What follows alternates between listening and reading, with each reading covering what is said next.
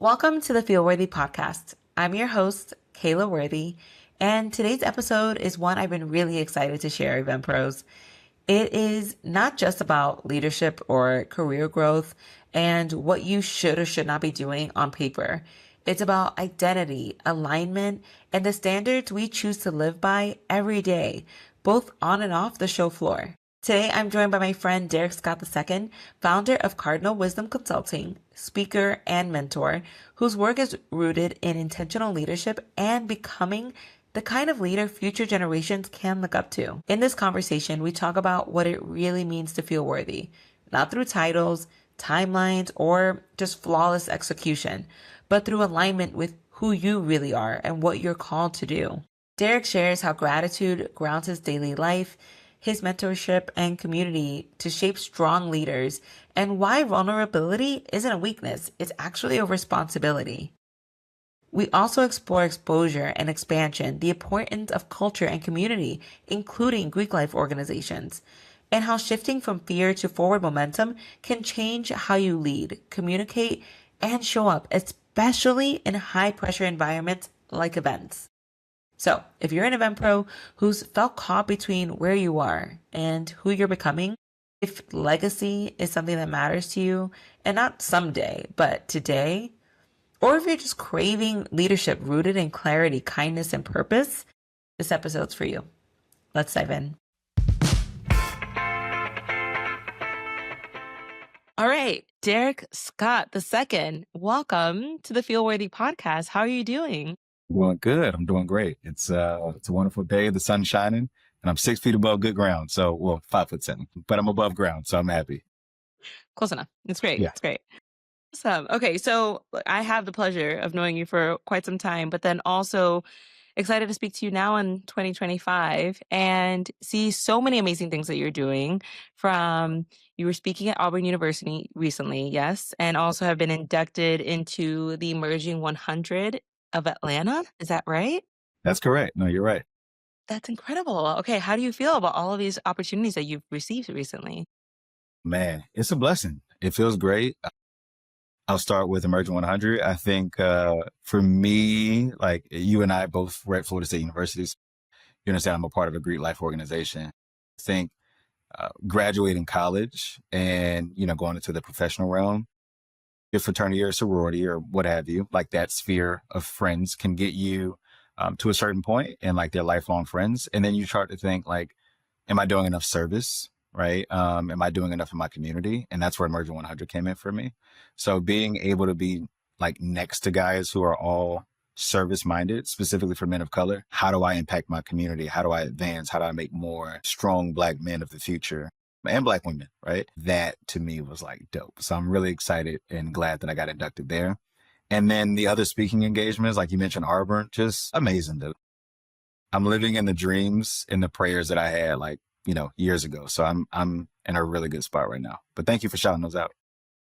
No, of course. Those were very exciting opportunities. I was like, you have to talk about them. So for those who don't know you, I know you shared a little bit about kind of this, what you're doing with the speaking opportunities and now being part of Emerging 100. But can you tell us a little bit more about who you are and what you're doing these days? Yeah, no problem. So my name is Derrick Scott II. I am the CEO and founder of Cardinal Wisdom Consulting. That's my passion, right? My project. And so I'll give more about like the business and then we'll talk about like who I am. But Cardinal Wisdom consulting company, as it says in the name, two houses underneath this umbrella. Part A is like the motivational speaking and coaching that I do across the country for colleges, corporations, and community organizations. So doing things like how do you teach someone how to flip fear, right? And instead of using it as something that limits you, use it as something to propel you, right? If I'm talking to corporations, how do you avoid burnout, things of that nature, right? But that's like the motivational speaking coaching side. And then the other side, it is consulting like boutique firms, mid-market tier firms on like how they grow and scale their businesses. Yeah. So that's that. But who am I? I am a first generation college graduate from Jacksonville. Let me see, grew up in a single parent household, raised by Tanya, amazing mother. And sister, I'm an uncle 6 times over, all the things. But at my root, I am a Black man who loves pouring into youth and helping shape them in any way possible. Right. And so I think that's a little bit about me. Thank you. Perfect. And you could tell we got a lot to call them that these days. Right. I mean, yeah, like you feel a little old sometimes. You're like kids, you're like students, young adults. Yeah. All of that. I was looking at some of the social media clips that you posted, and they seem to really resonate with you and like light up and talking about the post mortem of the conversations that they've had in the room with you. So it seems that the feeling may be mutual. Like you're giving and you're getting, and they feel the same. Like they're definitely getting a lot of wisdom, but maybe also kind of throwing some back at you. I agree. I agree. Reciprocity is a reward, right? Like I'm pouring into you, you're pouring into me. It isn't just me speaking on stage for like an hour. Like it's those moments where they ask a question or they come up to me afterwards and I'm like, dang, you're teaching me just as much as I'm teaching you, right? So it feels great. I used to get in trouble for talking too much as a kid. Now I get paid to do it. So it's amazing. Miss Smith, I'm kidding. Yeah, right. Proves you wrong. They didn't know how to harness your talents then, but now they've come Amen. full circle. So with where you are today and with everything you're doing with Cardinal Wisdom and consulting and speaking, so what does feeling worthy mean to you and what does that look like for you in this season of life? Wow. That's a great question. So first off, wonderful podcast name, by the way. Like very dope. If I do say so Like myself. branding, great job.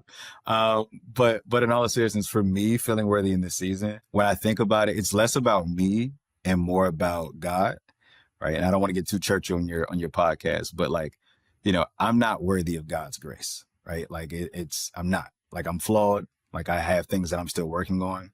But when I think about what I'm striving for, it is alignment with God, right? And making sure that I'm living a life that is worthy and giving him praise and glory. And so what I've been trying to chase is making sure that I'm staying in alignment and staying focused on the things that God has set out for me. And so am I living a life that is bringing glory to God? Am I living a life in these gifts that he's given me? I'm not making a temple out of those or a shrine out of those and not confusing my gifts, as my source, right? The source of my strength, the source of, the things that God is giving me. And so I feel like I am worthy only subsequently by chasing after what God has instilled in me, right?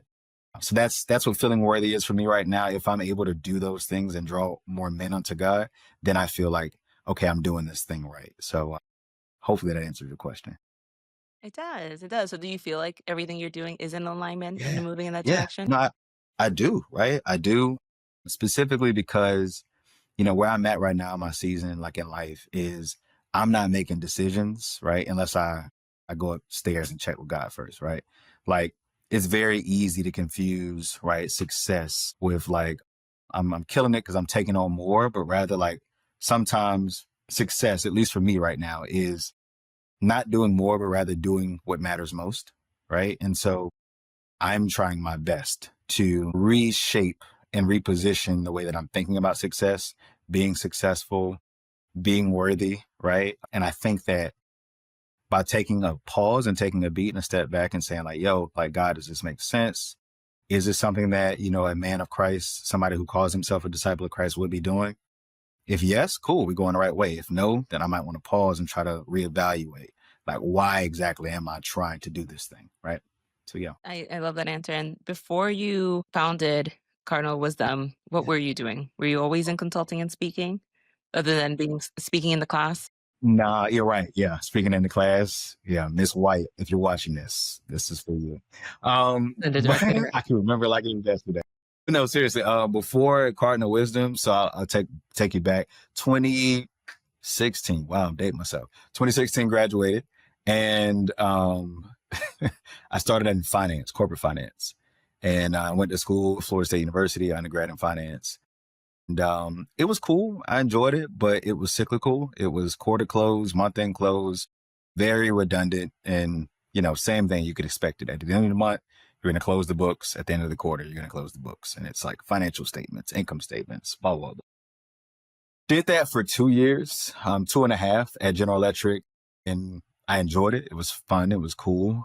Traveled across the country every 6 months. I was moving in this like leadership development program. But I was like, all right, I'm over this. And I had a friend tap me on the shoulder. And was like, hey, you ever thought about going to work for the Big Four? And I was like, what is that? She was like, it's accounting. I was like, if I told you I don't like finance, what makes you think I'm going to like accounting?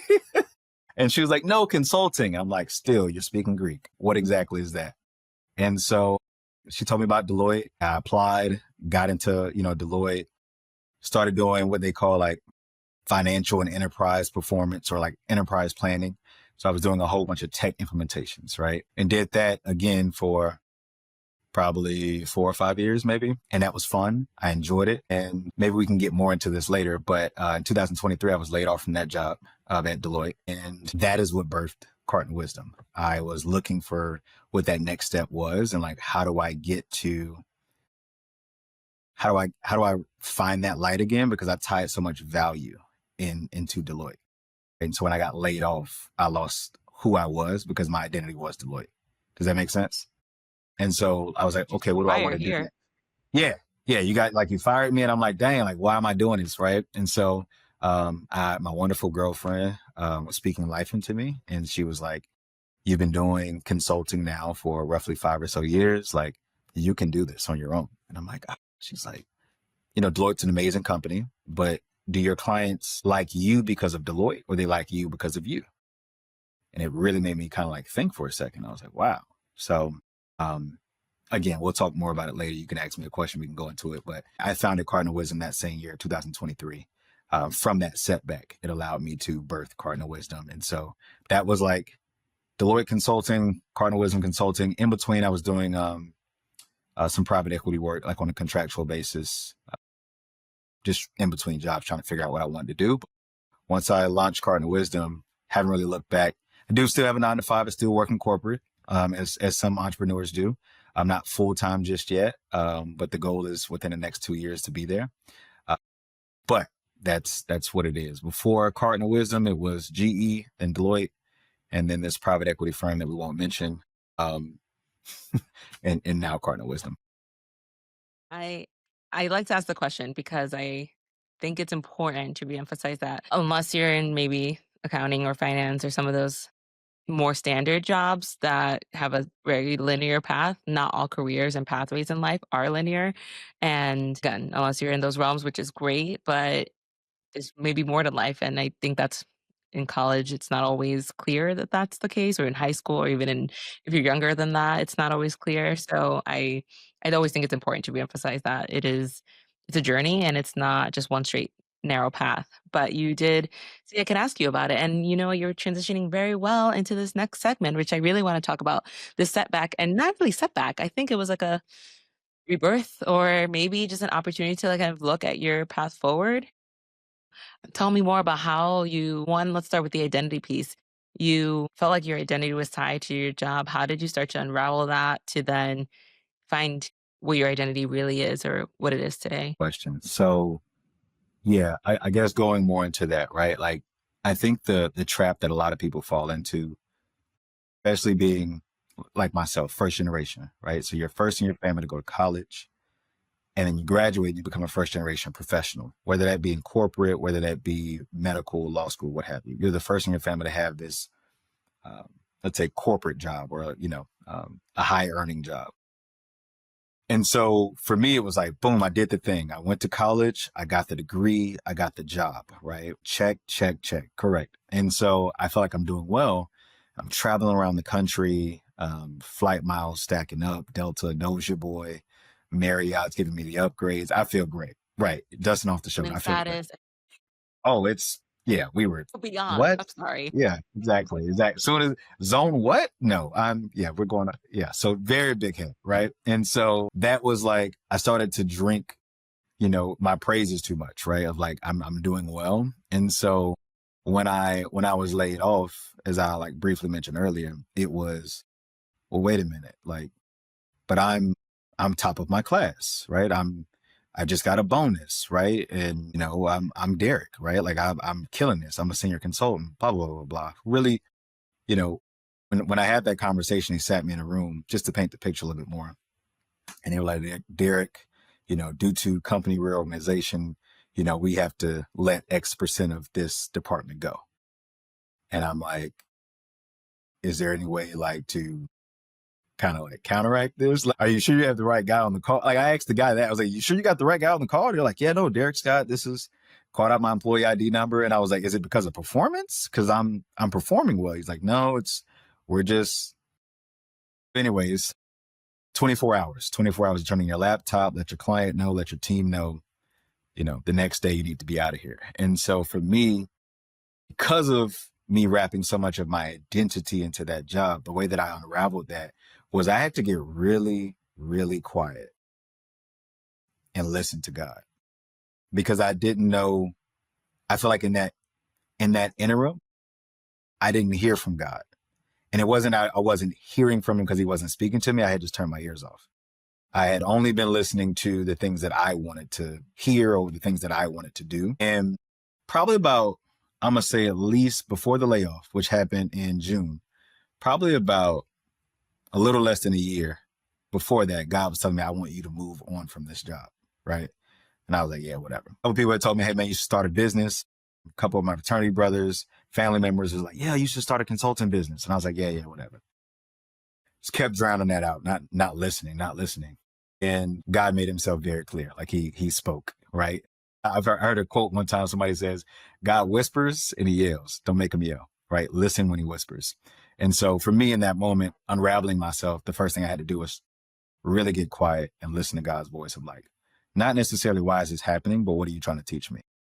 What exactly are you trying to birth in this moment? Because I don't feel confident. I don't feel like I'm worthy. I don't think that I'm capable, right? Like, because they just told me they don't want me anymore, right? And so I haven't had that feeling in a long time. I need you to tell me where I need to go. And so not only aligning more with God, but then I also, my trusted counsel, my tribe of people that I call like my board of directors. So like my best friend, my mother, the people whose counsel I seek the most outside of God. I just asked them, like, if I'm not in a room and I'm missing, what is missing from the room, right? To kind of really teach me more about my brand outside of Deloitte, right? Like, who am I when I'm not in the room? And so once I started to understand those characteristics, those traits, those qualities, and I also was hearing from God exactly what at least I believed at the time he was telling me to do, even if it wasn't like painted out A to B, what I believed he was telling me to do, that allowed me to not only regain confidence in myself, but also have a council of champions, right? That might be my board of directors telling me, Derrick, you can do this. We believe in you. If you fall, we got you. Like, reach out and have questions. And so that's how I unraveled it. It didn't happen 1 week, didn't happen 1 month. That was June all the way to December, right? 6 long months of really having to humble myself. And I had highs, I had lows in those 6 months, but I had to pause and I had to get quiet.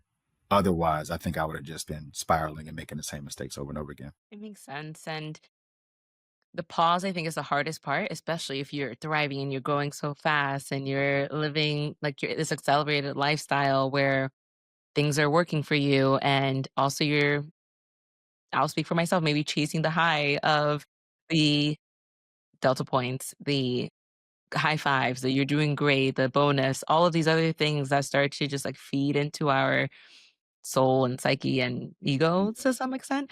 And it happens. It's so quick because it feels like this is, for those that weren't on before we press record, feeds into like the should, like this is how I should be living my life. And it makes all the sense. And I'm not first generation in my household, but I am the first to go into this corporate world and to get into this other side of life Yeah. Yeah. and also chase those things because it feels great in the moment until it doesn't. So the pause, I think, can be the hardest part because you're going so fast that when do you stop? So sometimes you kind of need a really hard and fast like pivot to then take the time because otherwise when would you have? Not that I'm saying I wish it would have happened to you. It's just I don't wish that on anyone. I think it's just sometimes these are blessings in disguise, which just seems like that's what it was perhaps for you. Unless I'm misquoting.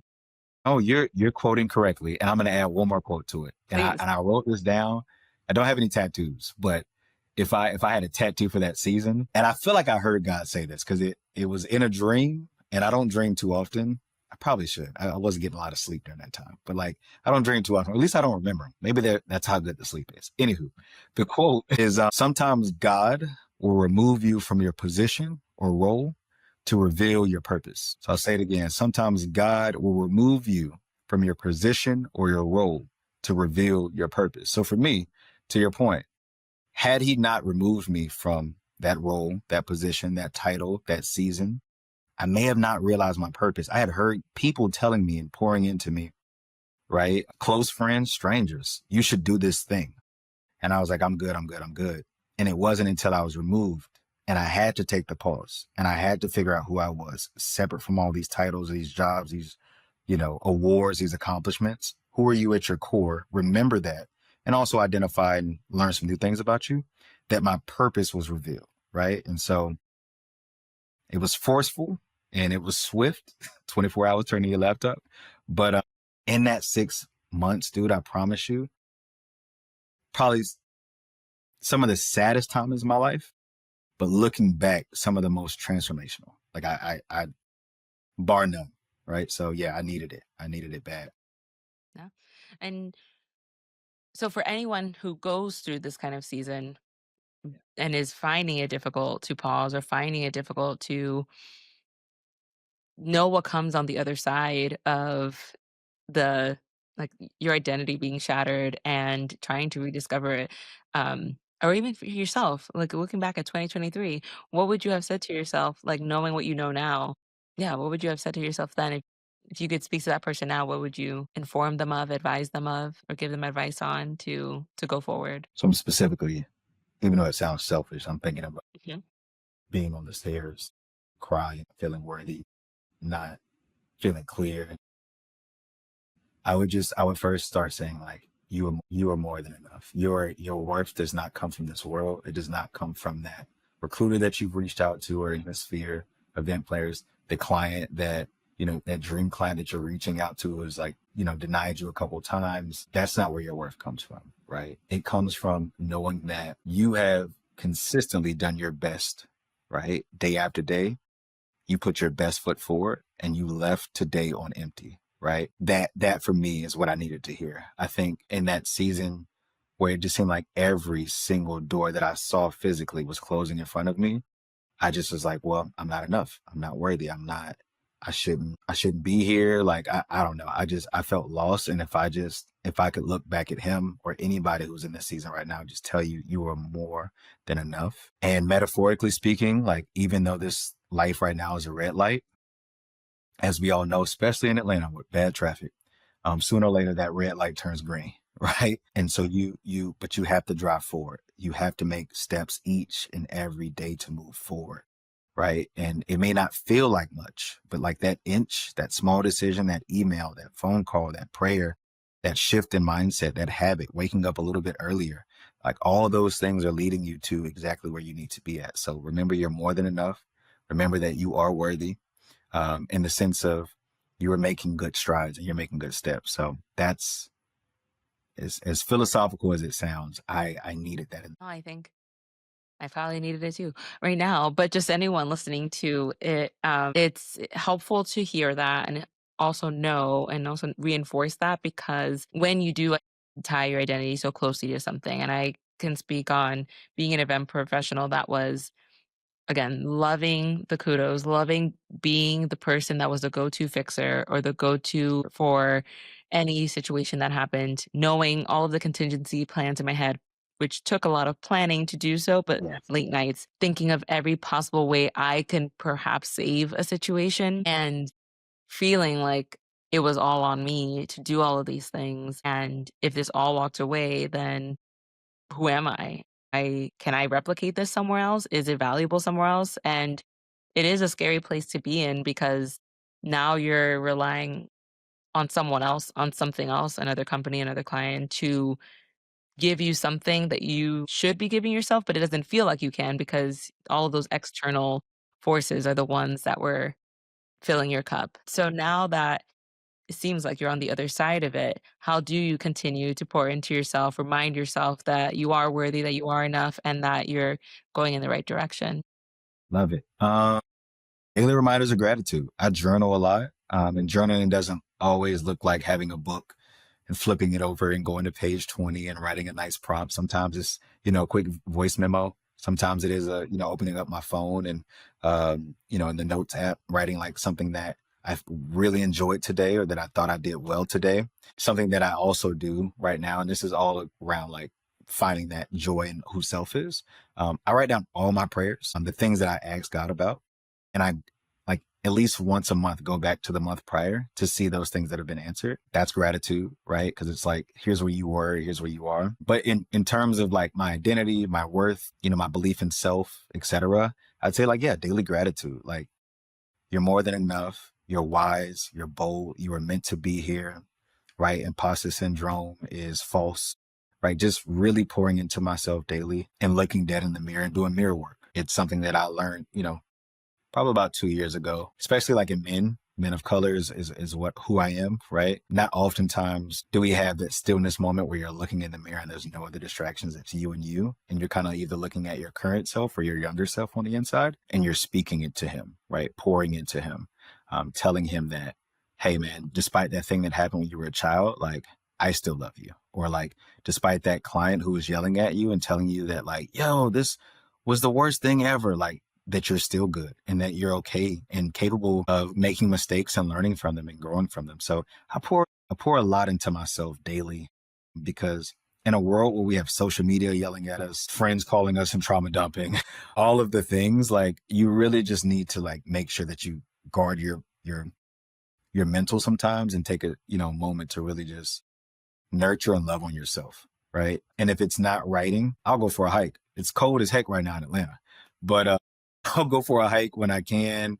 I'll go run when I can, and just talk to myself, right? That's how I pour into myself and continuously remind myself of like, yo, you're doing great, man. Like, you're killing it. Like, don't get too big headed, right? Don't get too high on your highs, low on your lows. Like, still get connected to God, but like, just know right now, oh, you're killing it, and I'm proud of you. Yeah. What about yourself? I'm interested to know, how do you also do it? If I can flip the interview script on you. You can. I like the fact that it's conversational. Yeah. I For me, gratitude is a big one. So I do daily gratitude practice. And sorry if you hear my dog.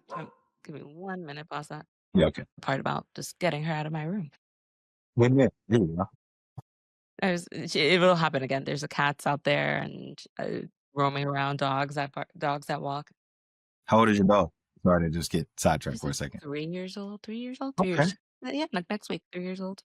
Oh, a But happy she's acts like birthday. a puppy, and but she's kind of turning into a little old lady. I don't know, Hmm. but In between. I get it. she still barks around because there's all these distractions, like squirrels. Like she was climbing on the ledge the other day, and I was like, "What are you doing?" Like I was like, "You still there?" Okay, yeah. So, okay. So how do I practice gratitude, or what? Not gratitude. What do I do to fill my cup up and really honor that? It's a great question. Like, what have I been doing lately? It's changed a little bit. A lot of it is gratitude, and it used to look like writing it down every day, at least 5 things I was grateful for. Timing-wise, it's not optimal right now or always convenient, so sometimes it's walking, so I often walk my my dog that you just heard, often walk her, and then I'll do quiet walks, so there's no podcast, no talking on the phone or texting or calls Love that. or music, and I'm just either talking it out, saying it out loud, or saying it into a voice note, or writing it in the notes app, but usually it's just saying it out loud and observing it. And then in my planner, there is a section for good things that happened in the week. So I try to add to that daily so that I'm recognizing it on a day-to-day basis of just good things that are happening. My values perspective, I've started to look at that more. So in terms of looking at yearly goals, I'll also see what are my values the same that they were last year? Are they different, or is there something that's taking precedent more than the other?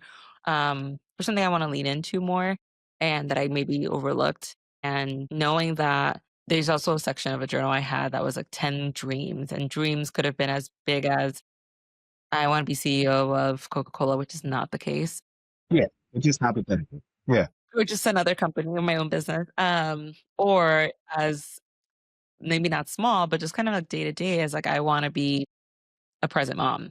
So Yeah. just being able to like daily have a check with myself of like, okay, what does that mean on practical level? Is it being able to pick up my son at early? So, and not early, but just not have him be the last kid at school, which sometimes you gotta do what you gotta do, life happens. But more often than not, I wanna be able to get him home earlier, have a conversation and talk about how the day was, have dinner together and be able to do that, not just feel rushed. So things like that give me that day-to-day check of like, okay, am I living into my values or am I living into what other people think I should be doing? Which is like maybe it's working to 6 or 7 o'clock at night, and that's not what I want to do or what my values say. So going back to what are my real dreams and what are like on all levels and how am I living that daily? Am I being the person I really want to be? And something I've been thinking about lately, which I think you may have a lot to say about, Possibly. the idea of legacy. So leaving your legacy or it, having your legacy be something that you're doing on a day-to-day basis, right? Because if you think about someone giving your eulogy, it's not about who that person is either laying in the casket or you're mourning at that point. All of the things and actions they've done before that to lead up until this moment is what I've been having a conversation with a few people about lately. So, especially as you're speaking to college students and tradition and knowing the values and tradition that NPHC organizations bring from a legacy of being around for most of them Hundreds. hundreds and years, centuries at this point.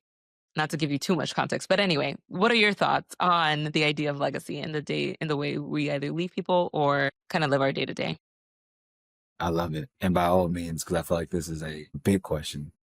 Steer me if I'm going off and I haven't answered you directly. But You're good. whether it's MPHC, whether it's first generation students, heck, whether it's a company that I'm speaking to, for me, I'll go with me first, and then I'll try to go with the people that I speak to. Like the way I try to think about my legacy is like less of me and more how did I make people feel?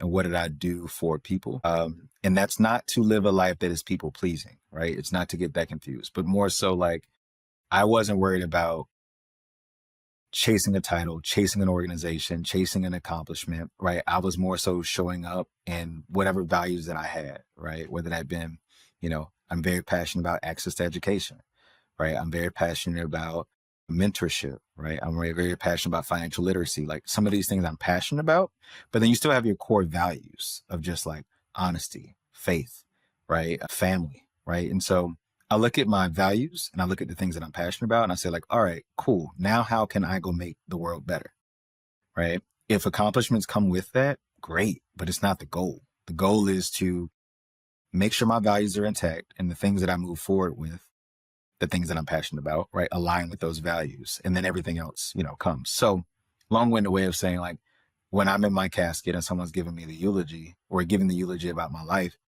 I hope and I pray that they say like, this is the kind of man Derrick was. And that when they're speaking, that aligns one for one to the values that I had. He loved his family, right? He cared more about the next man, so to speak, than he cared himself, right? Like literally could give the clothes off his back or literally would like, stop on the side of the road and give someone food if he stopped to go, grab food instead of door dashing. Like if he saw someone hungry, he would give food. And this is, again, not to brag or boast about who Derrick was, but it's just, this is the things that he believed in. So now when I'm speaking to people about legacy, I just always ask them, like, what are you chasing? Like, what is your North Star? Like, what is it that makes your heart beat? Because if it is a thing, those things can be snatched away easily, right? If it's a job, right? CEO of Coca-Cola, right? They get a lot of free promo on this podcast, but CEO of said company, if it is, like the new car, if it's like those things can be taken away, right? And when you're going, those things are going too. Like you'll get replaced as a CEO, right? There'll be a new car that comes out. But at least for me, if it's about creating an actual impact in this world and making people's lives better or like pouring into people and allowing them to see the things that maybe they haven't seen within themselves, that's how like legacy continues to live on. And then those people will say, yo, I had a conversation with this one person and they made me believe this, or they helped me see this in myself, or they helped me think about this different. And so that's a conversation on the bus ride. It's a conversation after you're getting done planning your event. Somebody comes up and says, hey man, how'd you get to book this person to come and speak at the event? Or like, hey, I saw you at this activation center right at the entryway. And I really thought that was cool. Like, this is something I've been wanting to do. Can you spend 5 minutes and talk to me about that? That helps build your legacy. That person, Kayla, Derrick, took the time to like pour into me and they were so great. And I love that about them. The more people say that, the more it starts to align with who your brand is. So long-winded way, know your values, Know the things that you're chasing. And hopefully those things that you're chasing aren't tangible, but rather like intangible and more rooted towards like the uplifting of people, right? Even when you're planning an event, how do you want people to feel? Right? What do you want people to walk away with? How do you want their lives to be changed, right? After they leave that event. It isn't just like the name on the stage or I want 30,000 people at an event. That's cool. But then those numbers get broke, that person leaves. Like, how are you changing someone's life when they say, I'm going to pay X amount to go to this event? So that's my lofty answer about legacy. It's a great answer. It's a great Thank answer. you. You tied it in so well with we touched on it at the very beginning, and there's so many things I want to talk about, so we're gonna bounce around a little bit. It's But fine. when you spoke at the university and in Auburn, and also you were just at Colgate, is that Yeah, right? this was in Colgate 3 days ago. Oh my goodness. Okay, fresh off the speaking tour. Yes. So when you're speaking to students, and I don't know if the lecture was the same or not lecture, but the keynote or Yeah. your Yeah. talk was the same. But I really loved the title. Was it New Member to New Standard? Yes. Okay. Yes. Um, tell me about, I would love for you to speak more about that. One question, so two questions in one. But one, why are these types of events important at college campuses or with these groups of students? Yeah. No, And I'd agree. then two, when you talk about intentionality and the legacy that you're leaving when you're speaking to them, like what is going through your head in terms of how do you approach it and what you're hoping that they leave the conversation with?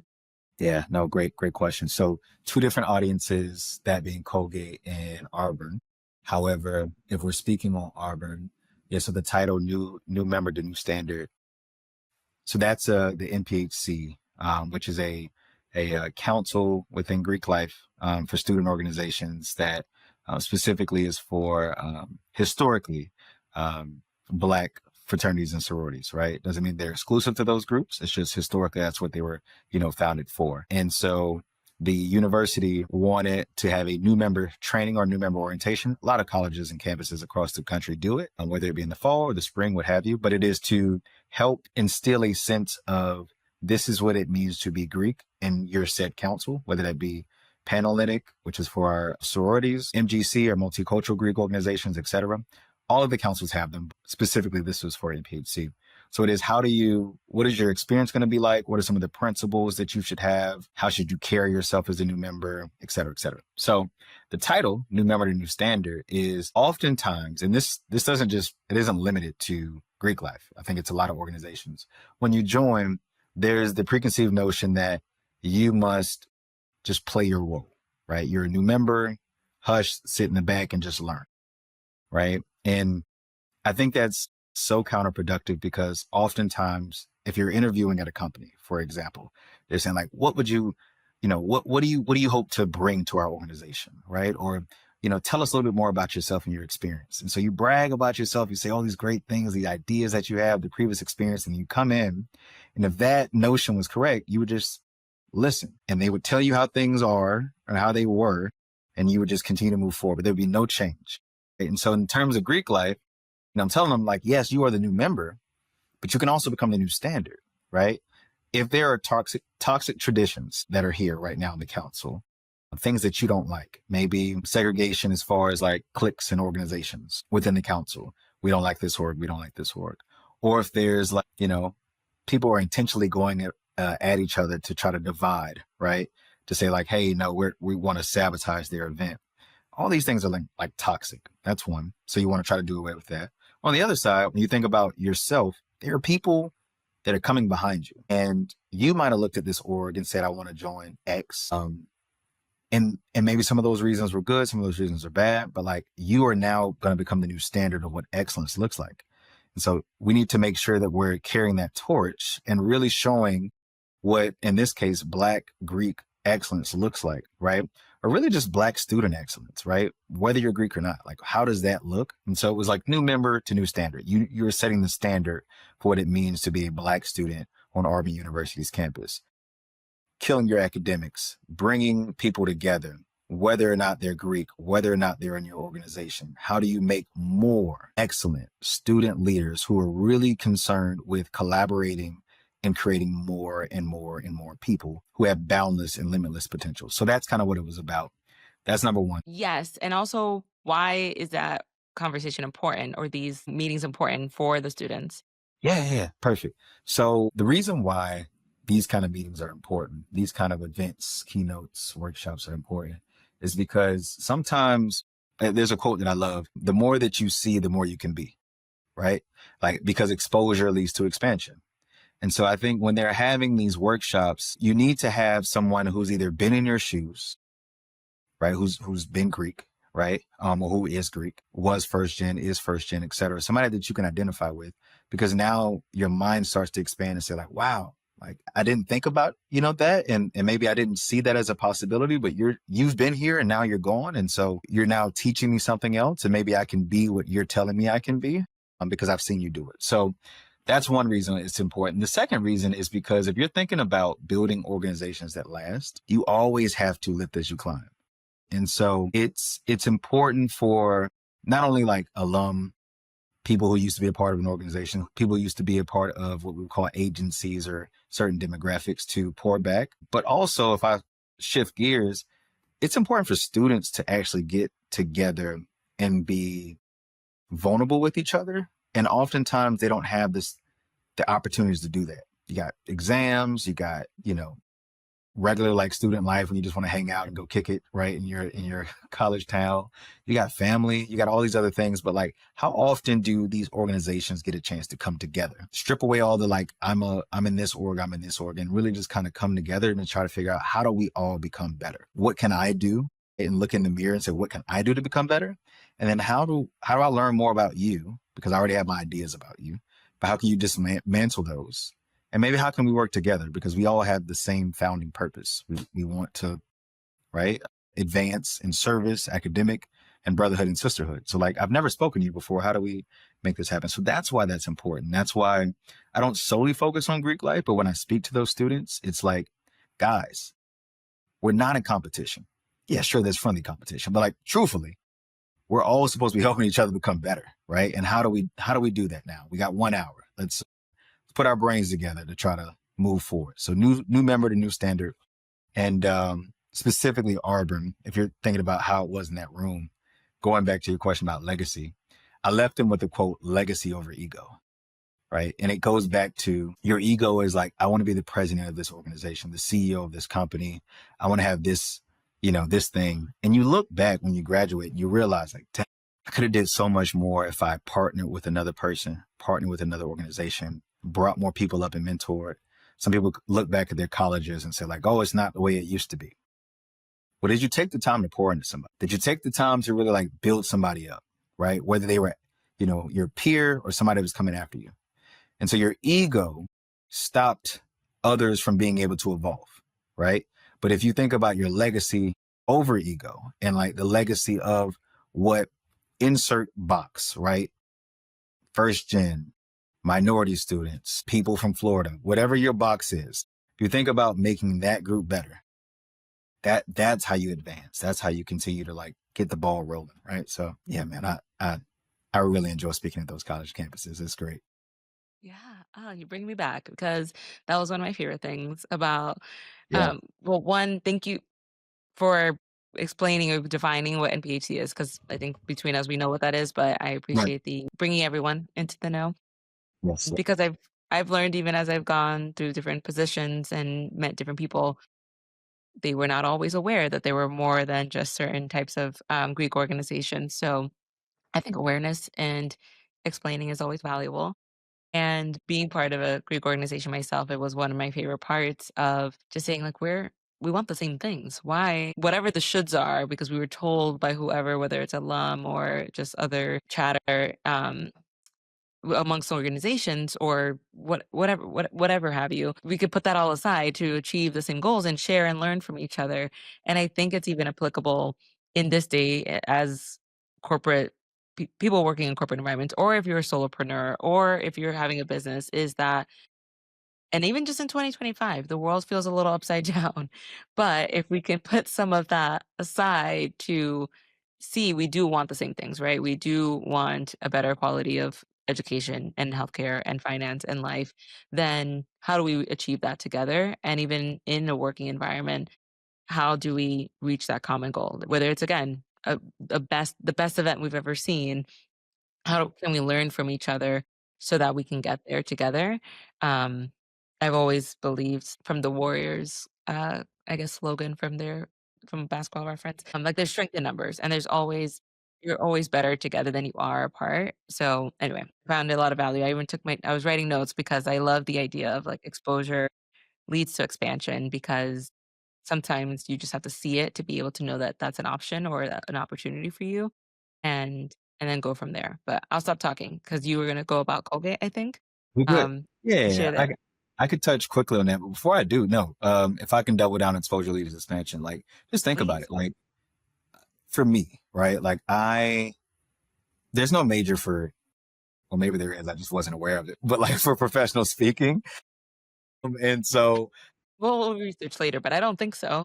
yeah, I don't think so. Right? Like we can both. Somebody fact check us if you're watching this. Leave it in the comments. But for there's no major for it, right? But I saw speakers when I was at internships. I saw speakers when I was in high school. And even though it wasn't at the time something I said, dang, I really want to do that. I was like, oh, that's cool. Right.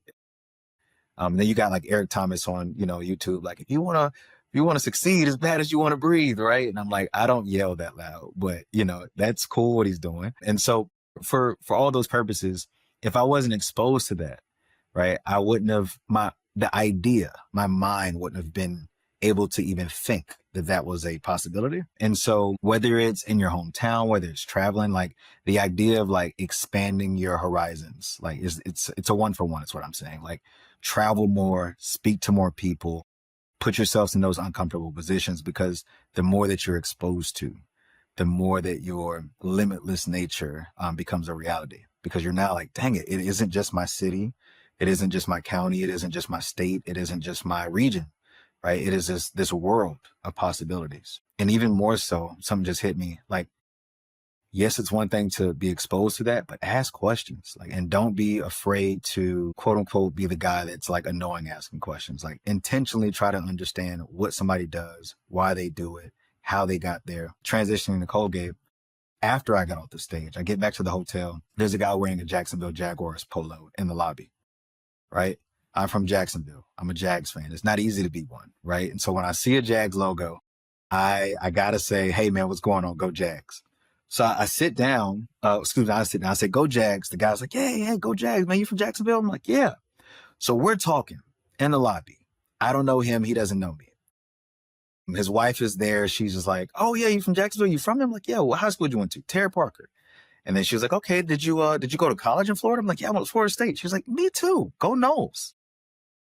Jaguars, Florida State, go Noles, baby. Also not easy to be a Seminole right now. It's just anywho, but but Okay. It started off okay, and started it took off a sharp okay. Yeah, turn. we're really good at beating people outside of our conference. But regardless, so I'm speaking, go Noles, go Jags. I'm talking to them, and they're like, hey man, sit down. So I'm sitting in the lobby, and full transparency, in a lobby with people who don't look like me, right? And to some that may be uncomfortable, but I've been exposed to these situations before, right? I went to a predominantly white institution, right? And so I've learned about different cultures. I've learned to not just look at someone's skin color or, maybe the way that they're dressed, the way they carry themselves, and say like, hi, I don't belong, right? Like, no, we're people at our foundation. You cut your hand open, you bleed the same way I do.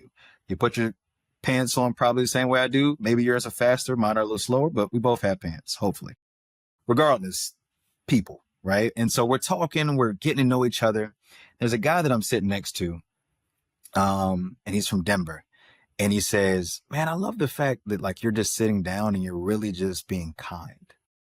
I was like, what do you mean by that? He was like, people are asking you questions. They're asking how your speech went. They're asking like, where'd you go to college and where you from and why you do what you do. And the entire time you're answering with a smile, you're just being kind. He said, I can tell you're not trying to BS anybody. You're just being you. And he was like, that's not a trait that people have anymore. Like kindness. He said, it's so easy to be kind, but so many people choose to be rude or be mean or be snarky. And he was like, just continue to be human. So we're talking, this guy's like, he's built a business over the last 20 years in tech. He coaches, he does all this thing. So I got his contact information. Again, exposure leads to expansion. So we're talking and he drops nuggets and gems upon gems about, here's a good book recommendation. Here's something that helps you scale and grow your business. All because I just chose to sit down and have a conversation with someone that wasn't him. But in that being nice, in that being human, right? Just having humanity and like seeing people as people, I walked away with not one good connection, just he and I, but probably about 4 or 5. We talked in that lobby for about an hour and a half. My girlfriend was like, Derrick, where are you? Like, why haven't you called me back? Again, I told you I got in trouble as a kid talking too much. All in all, to say like exposure leads to expansion. Never look at a person and say, I can't become friends with them. Every stranger has the potentially become a good friend, a business partner, trusted advisor. Like it could happen, right? And so treat people as people, learn more, see more, be more, right? Colgate. That conversation was first gen. It was amazing. I loved it. The conversation was from, it was driving your success, right? And so my portion of the keynote was shifting from fear to forward, because as first generation students, oftentimes we operate in a place of fear. And if we're following the analogy of a car, sometimes we're either parked or we're in neutral, right? Because fear is holding us still. And so we talked about finding your why. So that was fueling your engine. And then we shifted to checking your mirrors. So reflecting in the rear view, adjusting and going, right? Don't look too long in the rear view because you lose sight of what's in front of you. Then we talked about staying in your lane and controlling the controllables. Your distractions are to your right, comparisons to your left. All that you can control is right, what's in your lane, right? So we get so focused on like, dang, they're ahead of me. They got that internship. They got that job. They got that speaker that I wanted at my event. They got the promotion I wanted. Your lane, control the controllables, like be in control of your state. Number 4, was shifting fear forward. And so, as I mentioned, probably off camera for our friends who didn't hear us before we hit record, how do you flip fear and use it as something to propel you forward instead of limiting you? And so, still in the car analogy, fear can sit in the shotgun seat, right? Just don't let it grab the wheel, right? It's going to be there. When I had my first keynote, I was afraid. Fear was there. When I walked into my first corporate job, one of the few who looked like me in the room, one of the few who was first gen, fear was there. And so fear doesn't disappear as we elevate, it just changes clothes. We recognize it's still here, right? And so if it's going to ride with you, make it pay for gas. So I use it to, shift forward. And then the last and final pillar was having a pit crew. So Kayla, you've been in my pit crew when I was an undergrad. You're still in my pit crew now, helping me become better, right? Helping others become better. As we think about, Formula One, when they stop, people's changing the tires, they're putting gas in, and it's all seamless, but everyone has a job, and that is to make sure this car keeps moving forward. So like, how are you serving in someone's pit crew? And that's what the first gen conversation was about, man. I loved it. Saw a lot of light bulbs going off. And it felt great because for me, Greek life is great and I enjoy speaking to them. Corporations are great. I enjoy speaking to them, but like, I know what it feels like to have people tell you that you can't just based on the fact that like, you didn't have a blueprint. Your parents didn't tell you how to get to college, or your parents weren't born in this country. I get how that feels.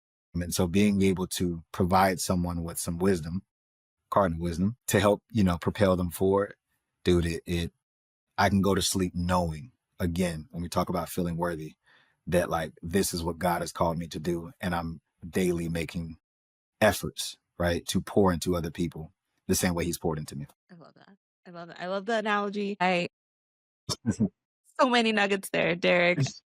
Okay, rapid fire. So you talked about the pit crew earlier. You also talked about the board of directors. How does one find this group of people to be their board of directors, their pit crew, when they're just in day to day? So how does someone find this group if they feel like, I don't have a community, I don't have this group to lean on? Quick.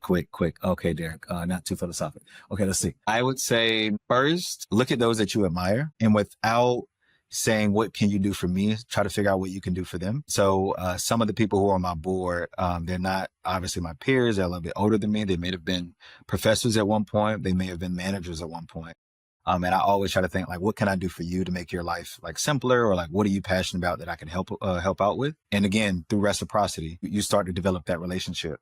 You know what they're passionate about and what makes them tick, and if they're a good fit to be on your board, right? Because it is an interview process. Then they start to learn more about you. And so I would start there. If you don't necessarily feel like you have any peers or people in your community now, look at the people that you respect and admire and try to figure out ways that you can help them. Not from trying to work my way in, but just more so genuinely, like, I would love to be around you and just soak up knowledge. Is there anything that you need help with? That's one. Two, I would challenge the notion that there's no one there, but rather are you seeing them for their actual value in your life, right? There may be friends that you're partying with right now. And there may be that one person that like dropped out and hasn't been partying with you as much lately.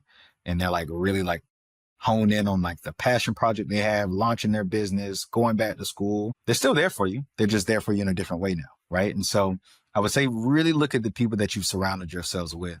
Maybe some of those people who've fallen off, not because you guys fell out, but just you don't talk to as much, and try to reevaluate what that friendship means in this season of your life. Because some of those people, again, my board is very small, but probably two of those were people that I stopped talking to for a while because my path had veered off. And then we rekindled and realized we were a lot more alike than we had ever discussed. They're very business minded and tactical, and I needed that. But in that moment, I wasn't operating that way. So they're like, yeah, I was waiting on you to say the word. You just never did. So that'd be my answer there. I love that. I love that. And I think it makes sense because especially the challenging if are they really there or are you maybe need to look at it through a different lens and in the season of life that you're in. Earlier when you were talking about the speech at Auburn and going from new member to new standard, I really love that of the idea of even looking at yourself because we often see leadership as the people that are supposed to always guide us and they're the ones that know all the answers. And as you get older, you start meeting new people. That may not always be the case. And they may have gotten to their position because of just different other skill sets through the time that was needed to have them elevated. So just different reasons. So then sometimes I've seen people witness that and just feel like, "Oh, this is like, what's the point? How?" But I've tried to flip it. And I think you said something that really hit home for me where maybe they're not the leader that you thought that they were or that you expected them to be, but that doesn't mean you can't be the leader that your organization, your company, your business, the event, what have you needs, and start shifting that to how do I be the leader or how do I become the leader that I wish I had or I could see in my immediate circle. You're right on. I don't have anything to add. Mic drop. We're done. But yeah, yeah, to that question. No, you're right. You're spot on. I literally have nothing to add there. I'd agree with you 1,000%, Kayla. I just thought it was a great, like, something that you're teaching and you're sharing, and I just was like, "You know what? That is so brilliant," because even in as the age we're at now or as you get older, people stop to believe that, and they're just like, "Well, all hope is lost. If no one else Right. can figure it out, maybe I don't need to either," but it doesn't need to stop with the other people. It could really be something that you look inward for. Very much So so. Yeah, and no, you don't need a title to do it either. You don't have to be the VP of said department, right? Like you can literally just get a couple of friends together and say, "Hey, we want this thing to change. How do we make it happen?" Right? So that'd be the last thing I would add there is like, yeah, if your leaders aren't doing it, don't wait for permission, right? That comes from a position. Like just go ahead and do it now. Do it with the resources that you have. Start small. When I say small, like small steps, doesn't mean like the feet is small, but rather like start with small steps, and understand that that still allows you to go great distances, right? So don't wait on them. Like just knock it out now. and you can be kind, as simple as that, and then that can lead you forward. You mentioned the fun. It's so ironic that you mentioned the kindness because last night my son and I were walking, and we were actually read a little book that was about kindness. Then I had him like shine the flashlight because the dog was doing something. We were walking the dog together, and I was like, "Thank you so much." And he's like, Was I being kind?" And I was, "You were. That was so kind of you to What? flash Yes. the light." And he's like, "Oh." And he was like, "We were talking about it today." I was like, "Yes, kindness. We're teaching you." Teaching you kind. Be kind. For Yes. just small things, but I mean, we're trying here. I wanna go back a little bit because you also talked about, like, gratitude and even your own journey as a man, and I think vulnerability is not something we often see from men, and I see you also speak a lot about that topic in your social media and in other videos I've seen of you as well. You mentioned something, it's in a video I saw just early today or yesterday about being emotionally starved. I wanted you to touch more about that and also how can men be not extremely, but just vulnerable and show emotion and start leaning into that and kind of the work you're doing there on that side too and being that light for people that may not have seen that as like a norm day to day. Yeah. I love it. Well, thank you. One, I'm glad that the content is resonating with you. Seriously, I mean, it means a lot. You know, sometimes you just throw it and it's like goes into this abyss. You're like, hopefully it resonated with one person, even if it wasn't meant to be a man. Maybe it's a woman who is raising a young man who has a husband, right? And so maybe she can help teach that to someone else that I won't ever get a chance to meet. So just again, thank you for that. I'd say, yeah, I'm a big advocate for men's mental health. And also what a good man of Jason Wilson, I think is his last name, he advocates, and it's about becoming like a comprehensive man. And that isn't like, so often we talk about like masculinity and like how do you define a man, but you can't really, because the moment you start defining a man, right, they no longer can grow, right, they no longer can be anything additional because defining them puts them in a box. And I'm getting somewhere, I promise. So like when I think about vulnerability, when I think about becoming a constant comprehensive man, it is shifting your mind for thinking that vulnerability is weakness and more so looking at it as strength, right? Our beautiful sisters, you know, women, young adults, etc. Like they have grown up in a world that allows them to feel all a wide spectrum of emotions, right? Vulnerability or sadness being one of them. And so, but men have given like anger, right? Pride, you know, just some like a smaller set of the crayon box, right? And unfortunately, because of that, like when we think about vulnerability, it's like, that is a non-masculine trait. But in my mind, it's maybe you say it's not masculine, but I say there's nothing more masculine than being vulnerable, because in those moments you're able to really share with the person that you love or that you trust that you are afraid of something, that you are, you know, that you are nervous about something, that you are happy about something, because it doesn't always have to be a negative emotion tied to it. Vulnerable can be like, yo, that really excited me, right? But by opening up, sometimes people are like, they're going to take advantage of me or they're going to see me as less than. And I challenge that so much. So to kind of wrap that up, for anybody, man or woman, but specifically looking at you, brother, who's watching this, if you find yourself saying like, I cannot be vulnerable, my first question would ask you, why? You're probably just going to say, because. I'm going to say, well, who taught you that? Right? Like who told you that it was not okay to, to show vulnerability? Because there's an earthquake that usually starts to happen. And I'm quoting a lot of stuff from a book that I'm reading. It's called The Man That the Moment Demands, again by Jason Wilson. And it's been transformational. Yeah. The Man That the Moment Demands. And so we have these, like, if you think about literally the earth's surface and then all the way down, like you have insecurities, fear, etc., all at like the core of the earth. And then we suppress them. When we suppress them, when we suppress them, we never release at that level. And so then it comes to the earth's surface as a volcano or as an earthquake, is like outburst, us yelling at our partners, us yelling at our spouse, us yelling at our kids because we haven't been able to deal with it down here. But as you learn how to become more vulnerable and come more open with your best friend, your parents, your grandparents, for me, it was my grandfather, like you don't have as many eruptions. And like tears of strength, they're prayers that God still listens to, right? They're incense to his nose. Vulnerability is a superpower, in my opinion. It relieves you. And if anything, especially if you're a leader in this world, which all of you probably watching this podcast aspire to be, no one wants to follow a leader who's never vulnerable and says, hey, I made a mistake. Hey, man, I was a little nervous. Hey, man, I probably could have did that a little bit better. No one wants to follow that person, right? So vulnerability doesn't also help you at the personal level, but also the professional level. And by doing so, you not only become a better man, but a better person. That moment there too. I appreciate that you said that. And I really think this question and this topic is meaningful for the podcast specifically because I aspired and I created it for a space that we can have these conversations from a place where I was often told that like feelings and like any of it was someone and maybe not always outwardly directly told, but could be looked at as a sign of weakness or felt like that in a corporate environment where they're like just stuff it down and show up and look and be great, and there's really not time for that. But I completely agree with you of feeling emotions and having that and showing that, even just saying like, "Look, I messed up, and this is how we move it forward," is a breath of fresh air in an environment when things are tense and you have to meet a deadline and everything feels like the world and the sky is going to fall. But if you have a leader that's able to be vulnerable enough to say that, and it doesn't have to be that they air their dirty laundry every day at work because no one wants to hear all of the stories either. But at least having those opportunities and glimpses of vulnerability makes a world of a difference and leaves a lasting impression on the people that you're bringing up with you and Right. even the people that are in your circle. Yeah, Yeah. I'd agree. They look at you as more human.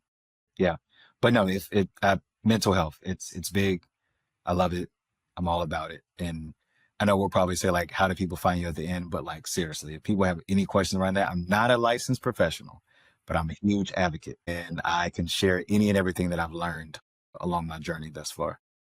Yeah. No, we'll definitely link the book. I was writing it down so I don't so we can link it in the show notes. So we can And definitely when, do that because I think it'll speak to many. So going on this journey of emotional wellness and then redefining leadership, what are some quiet signs that we can look out for those that may have emotional tension or that we can see that may be affecting their leadership? yeah, wow. So that's a really good question. Allow me to pause for a second to come up with an answer. By all means, while I take a sip of water. No, you're fine. So just to make sure I understand the question clearly, and what signs, quiet signs, should people be looking out for in their loved ones, the people they're leading, or from their leaders, just that kind of indicate something's a little off here? Is that kind of what you're getting at?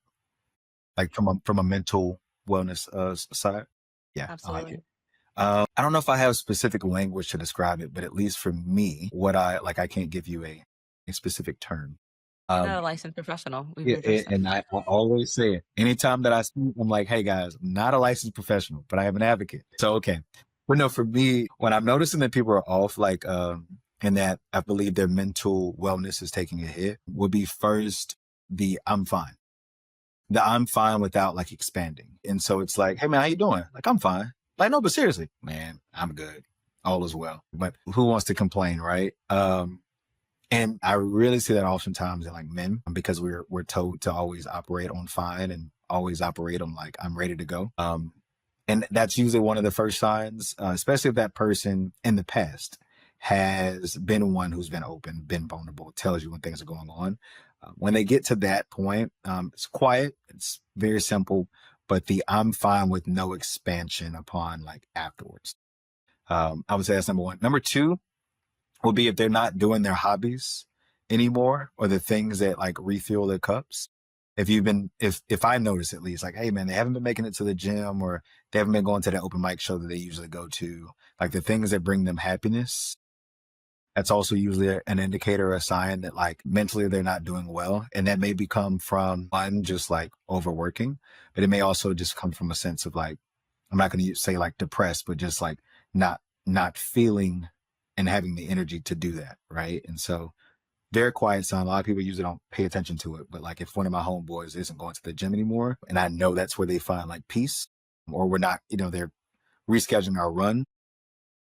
You all right, man? Everything good? And then the last thing, not necessarily quiet, but excuse me, is if they are having like small little outbursts with those they love the most, their significant other, their child, their whomever, right? Their grandparents. If they're being curt or not making the time for those individuals, the same way they aren't making the time for like their hobbies, that's when I'm usually saying that something's off. Because oftentimes we're not going to say like, hey, the world's on fire and I'm not doing well, but you'll notice they aren't going to their hobbies. They're not talking to their loved ones. And if they are talking to them, they're being very short or like kind of like lashing out a little bit. And I'm like, well, you know what? It's time for us to do a check-in, right? Time for us to call a timeout, come to the sidelines and try to reassess this game plan because something's off. You're not talking about it, but I can tell just by knowing you that something's off. And so in your leaders, that may look like a a manager or what have you. That may look like them not being as enthusiastic when they're jumping on the calls because they're very like high pressure. And so maybe they usually light up and they have small talk at the beginning, but now they're getting like very, very short. They don't have time for collaboration. It's like really just kind of nailing down things. Something's off. Maybe they're feeling too much pressure. And those that you're leading, maybe the person who raises their hand a lot is now kind of like becoming recluse and not speaking as much, or maybe just kind of becoming like they're deferring a lot, like, oh no, like such and such said exactly what I was thinking, right? And you know there's somebody who comes up with like lofty ideas. And then in those who you love, it may be the other things that we're talking about. Like you're physically being able to see them outside of work and they're not doing the things and plugging back in and grounding themselves the way that they typically do. Those are all great things to look out for. Like, not great because they're not good signs, but I get you. those are, I think, key things to look out for. And back to your idea of like, or the conversation about being just human and just being kind, I think you can do that even if you're not a senior leader and you just see someone maybe having a bad day or just different or off, or maybe not mentioning their hobbies like they would have, or raising their hand more. You could do it from a colleague standpoint or a peer or a boss or vice versa. If you're, I think, even as someone that has someone that's of a senior leader and you're looking to them and you're like, I've done it before where I'm like, is everything okay? And even just that, you can see like their shoulders like Drop that a little bit. drop down a bit and feel like, okay, someone else has seen me, or just having that human interaction. It doesn't matter what level you're at. It could be, you could just be a human and it doesn't have to be Yeah. just done at a peer level. I'll So give you a I quick think that 45-second example. My grandmother in August told the family she had breast cancer. And it was, I'm getting to that, was weighing on me mentally. Like I wasn't going to the gym. I really wasn't processing it. I kind of like compartmentalized it and was like, okay, I heard that, whatever, but I was showing up at work and I was not the regular Derrick. Like I just was not excited. I wasn't happy. And one of my peers, his name is Brandon, he was like, everything all right, man? And I was like, oh yeah, I'm good. And he was like, no, seriously, is everything okay? Kind of like double down. And I was like, hey man, I'm not gonna lie to you. My grandmother just said she has breast cancer. This is like somebody who means a lot to me. Family is one of my core values. He's like, hey man, let's go for a walk to Pont City Market. It's like right across from our building. So like, let's go grab some food. We sat down and I just talked to him and vented. Now, mind you, he didn't have to ask me, but he noticed that I was a little off and he just was there with open ears. And I felt so good going back to work after we connected for about 30 that like the light was back on. I felt a little energetic, called my grandmother after work, et cetera, et cetera. Now, 2 weeks ago, we got the news she's breast cancer free. She had surgery. Everything's great. And the first person that I wanted to tell when I got back to work was Brandon, right? Because I was like, hey, man, you were kind and you were human enough to ask me, and even more so to notice that I was off. And I really appreciated that. Like it made me look at you differently. And he's not my leader. He's not even my peer. He's actually an analyst. Well, I won't say that. He's a consultant, right? I'm a senior consultant. So like in the hierarchy of things, like I would be managing him in a sense. Screw all of that. Like he's a person and he saw me as a person and was like, yo, Derrick, what's going on? So that's another example. Like if you notice someone's off, just ask them like, are you good? Are you sure you're good? being open, being observant, just being present in the moment with them. Yeah, no, I think it's all good things to look out for. It just not good. Why do I keep saying that?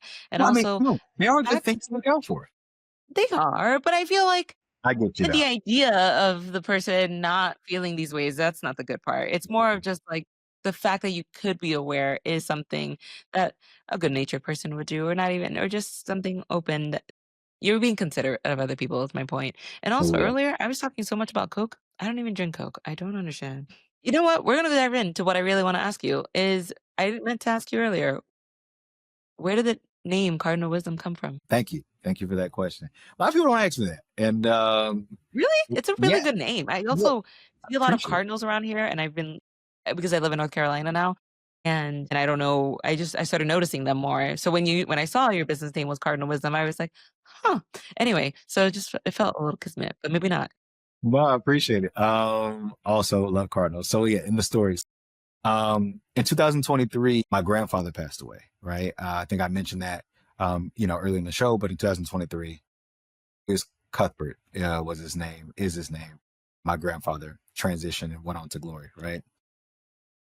Um, he was one to teach me when I was younger, like, if you're going to do something, you want to make sure it's something that people can't take away from you, right? Like learn a skill, learn a trade, have a talent, like do something that's like doing great work that's meaningful. I mean, that someone can't take away from you per se, like do something that you care about.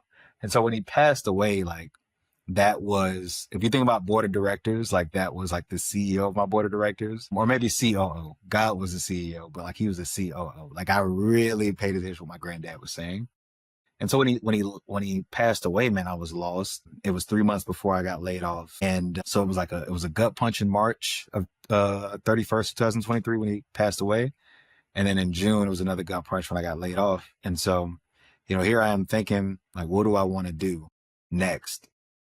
I thought back to the conversations he and I had when I was young. He was like, do something that matters, do something to you, a skill, a talent, a trade. And I remember sitting in my living room the day I got the news that he passed. And on my balcony, there's never anything out there, right? Like it just was not a cool balcony.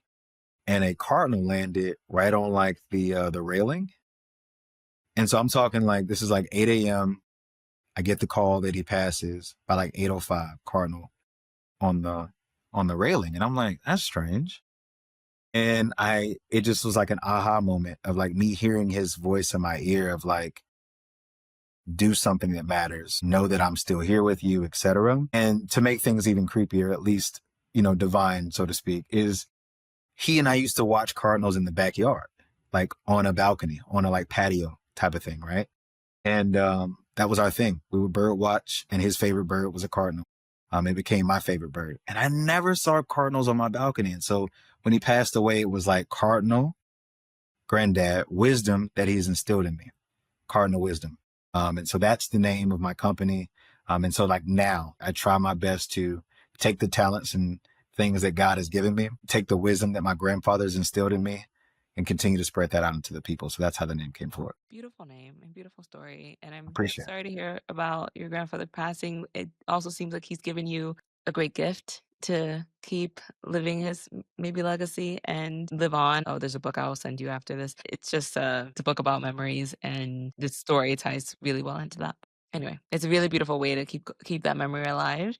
Appreciate it. I'm with you on the Cardinals, and not in terms of I feel there's something, and not to go maybe too divine or too woo Yeah. or whatever we want to call it. I don't know. I think there's something special about them. And when I've been looking at things and kind of we were talking earlier about leaning into your purpose and growing with your purpose, that I saw a lot of Cardinals as like certain things were happening. So I think I resonate with that.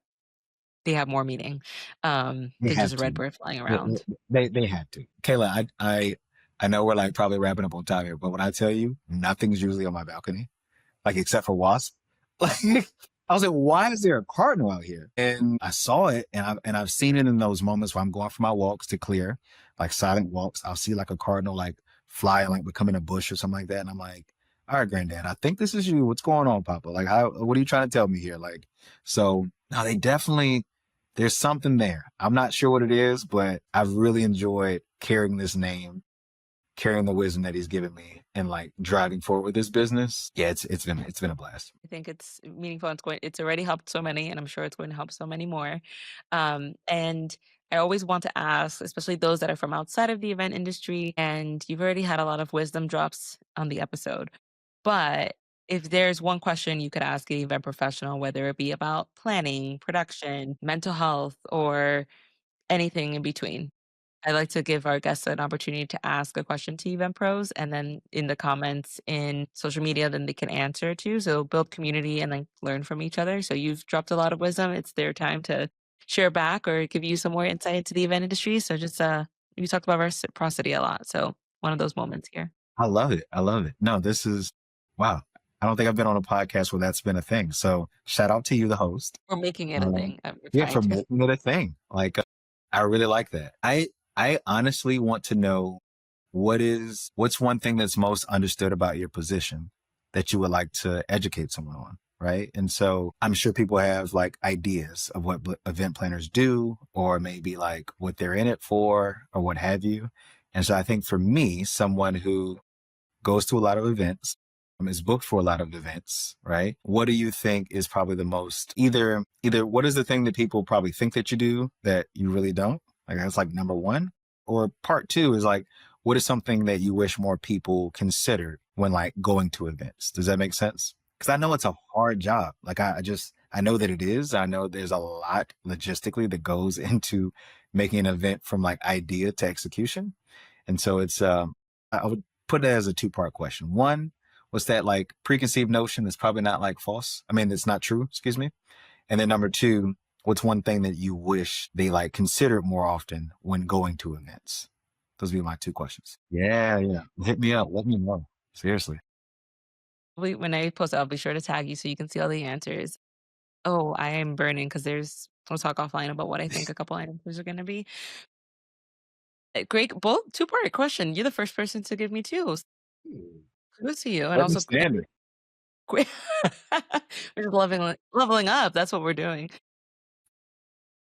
I want to say thank you so much. I know you are a busy, busy man and have so much going on. I really appreciate and thank you and value the time that you put into having this conversation with me. And I want to say that from the bottom of my heart or top of my heart, which I always think the bottom of my heart is a weird phrase, but I It's, digress. it's in the heart. It- right, just the heart. But where can people find you? Learn more about cardinal wisdom, see other speaking opportunities that you're going to, or the rest of your speaking tour. Right, right. Tell everyone all the things. Yeah, most definitely. So they can find me on Instagram and TikTok at No Limit Speaking. So that's No Limit Speaking, all one word, because there's no limit to what you can do when you speak positively into this world. So that is my Instagram and TikTok. You can also find me on YouTube there, but be honest, guys, I have not been posting on YouTube. Long form content, just not something I've cracked the code on yet. When it comes to cardinal wisdom as a whole, and not just on the social media side, you can go to www.thecardinalwisdomconsulting, www.thecardinalwisdom.com. And so that is my website. You can also find the website on my Instagram. So it's all like all there put together. And yeah, we'd love you guys to reach out, DM me. I'm always about building community. And then if they want to know anything about my speaking engagements, I post those all the time, at least a month in advance of what the speaking engagement is going to be, unless I just learned about it like last minute. So reach out, Instagram, TikTok, or via email, and I'd be more than willing to jump on a call and, talk to you as well. Thank you so much, Derek. You enjoy the rest of your night. Thank you.